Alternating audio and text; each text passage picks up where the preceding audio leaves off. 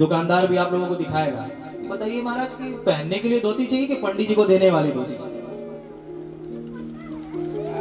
तो गीता जी में भगवान ने कहा मंत्रहीनम दक्षिणा, मंत्र की प्रतिष्ठा दक्षिणा में है। यदि ब्राह्मण आपकी दक्षिणा से संतुष्ट नहीं है, यदि ब्राह्मण आपकी दक्षिणा से प्रसन्न नहीं है, तो आप कितना भी यज्ञ करवा लें, कितना भी हवन करवा लें, कितना भी अनुष्ठान करवा लें, आपका वो अनुष्ठान पूरा होने वाला नहीं। ब्राह्मणों के पेट की चिंता नहीं करते, गाय माता के पेट की चिंता नहीं करते। जिस गाय माता में संपूर्ण 33 करोड़ देवी देवताओं का वास है। आप लोग यदि भगवान गणेश की पूजा करेंगे तो उसे भगवान गणेश प्रसन्न होंगे, ऐसा नहीं है कि शंकर जी प्रसन्न हो जाएंगे। शंकर जी की पूजा करेंगे तो उसे शंकर जी प्रसन्न हो, ऐसा नहीं कि राम जी प्रसन्न हो जाएंगे। लेकिन एकमात्र भगवती गौ माता की पूजा कर लेने से समस्त 33 करोड़ देवी देवताओं की पूजा का फल मिलेगा। एकमात्र भगवती गौ माता की परिक्रमा कर लेने से समस्त तीर्थों की परिक्रमा करने का फल मिल जाता है। हमारे घरों में जब तक गाय दूध देती है तब तक तो रखते हैं, लेकिन जब दूध देना बंद कर देते तो उसे घर से बाहर निकाल देते हैं। तो भीमसेन जी केवल अपने पेट की चिंता करते थे, हम लोग भी केवल अपने पेट की चिंता करते हैं। याद रखिए, भूख लगे तो खाना ये प्रकृति है, बिना भूख लगे खाना ये विकृति है।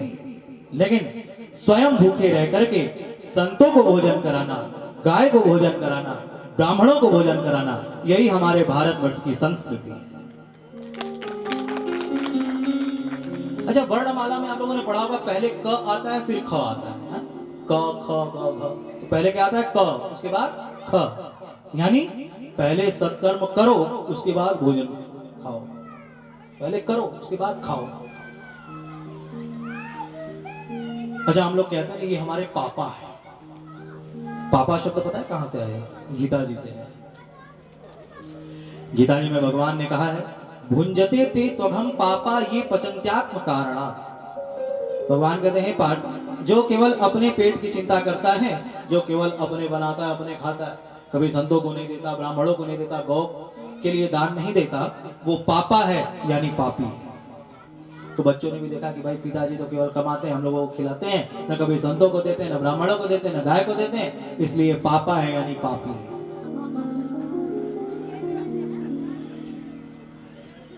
एक होती है आर्थिक गरीबी, एक होती है मानसिक गरीबी। जैसे एक सेठानी के घर उसकी लड़की की शादी थी। उसके घर की नौकरानी एक कपड़े की दुकान पर गई और जाकर के दुकानदार से कहा, भैया मेरी सेठानी की लड़की की शादी है, इसलिए उसे देने के लिए कोई बहुत महंगी वाली साड़ी दिखाओ। क्या कहा? महंगी वाली साड़ी दिखाओ। वो चली गई। थोड़ी देर बाद वो सेठानी भी उस दुकान पर गई। उसने जाकर के कहा, भैया मेरी बिटिया की शादी है, मेरे घर में नौकरानी काम करती है, इसलिए उसे देने के लिए कोई एक सस्ती सी साड़ी दिखाओ। अब बताओ अमीर कौन है? भगवान ने हमें बहुत दिया है, जितना दिया है उतने में ही संतुष्ट रह करके, शास्त्र कहता है हमें अपनी संपत्ति का 10वां हिस्सा संतों की सेवा में लगाना चाहिए, गौ की सेवा में लगाना चाहिए, ब्राह्मणों की सेवा में लगाना चाहिए। धर्मराज युधिष्ठिर में किसी प्रकार का कोई दोष नहीं था, उन्होंने सशरीर स्वर्ग को प्राप्त किया है। बोलिए युधिष्ठिर जी महाराज की। अब विचार करिए, अर्जुन, भीम, नकुल, सहदेव, इनमें केवल एक ही दोष था जिसके कारण ये सशरीर स्वर्ग न जा सके। हम में और आप में तो न जाने कितने दोष, लेकिन सबसे बड़ी विडंबना क्या है कि हमें कभी अपना दोष दिखाई नहीं पड़ता, हमें हमेशा दूसरों में ही दोष दिखाई पड़ता है। और याद रखिएगा, दोष दूसरों का जो देखे वही भक्त नकली है। जो सदैव दूसरों का ही दोष देखता है वो नकली भक्त है, और दोष अपना जो देखे वही भक्त असली है। जो कभी दूसरों का दोष नहीं देखता बल्कि स्वयं अपना दोष देखता है, वही भगवान का सच्चा भक्त कहलाता है। मेरे दादा गुरु परम पूज्य गीता घाट बाबा जी कहा करते थे, किस ग्रंथ ने, किस संत ने, किस पंथ ने आपको दूसरे में दोष देखने का अधिकार दिया है? और यदि विचार करके देखें तो सच बात तो ये है कि जब भी हम किसी दूसरे में दोष देखते हैं तो वो दूसरे का दोष नहीं बल्कि हमारे भीतर का अपना ही दोष होता है जो दूसरे में हमें दिखाई पड़ता है। जैसे शीशे में हम यदि अपने आप को देखें तो किसका मुंह दिखाई देगा? शीशे में यदि देखें तो क्या दिखेगा? अपना ही चेहरा दिखेगा। बाबा जी कहते हैं आप लोग एक डायरी बनाओ, उस डायरी में एक तरफ गुण लिखो, एक तरफ दोष लिखो। संसार में किसी में भी आपको कोई गुण दिखे तो उसे गुण वाले खाने में लिखो, और यदि कोई दोष दिखे तो उसे दोष वाले खाने में लिखो। कुछ समय बाद जब आप विचार करेंगे तो आपको पता चलेगा कि संसार में जितने भी आपको गुण दिखाई पड़े हैं वो किसी दूसरे के गुण नहीं, आपके ही अपने गुण थे जो दूसरे में दिखाई पड़ रहे थे। और जितने भी दोष थे वो किसी दूसरे के दोष नहीं, आपके ही अपने दोष थे जो दूसरों में दिखाई पड़ रहे थे।